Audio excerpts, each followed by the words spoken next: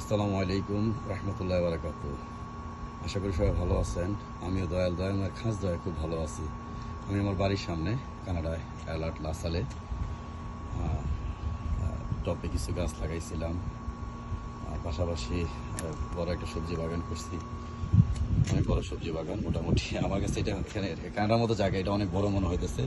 বেগুন গাছ, কাঁচামরিচ, অনেক গাছ আছে, অনেক বড়। মাশাআল্লাহ অনেক টমেটো হয়েছে, অনেক টমেটো, পুঁই শাক,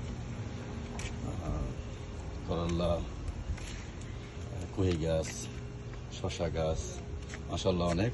তো আজকে আমি আমার বেগুন গাছ থেকে 3টা বেগুন ছিঁড়ছি। এই দেখেন 3টা বেগুন ছিঁড়ছি, এটা রান্না করে খাওয়ার জন্য।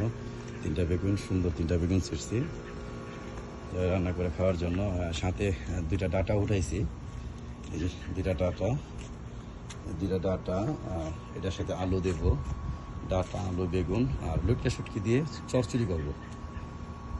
কানাডায় এই প্রথম মানে ডাঁটা, বেগুন, আলু দেওয়া লটকা শুটকি দিয়ে চচ্চড়ি করে খাবো, নিজে পাক করব। সবাই আমার বাগানের জন্য দোয়া করবেন যে আল্লাহ যেন এই বাগানটাকে আরও সুন্দর করে আরও ভালো ফলন দেয়।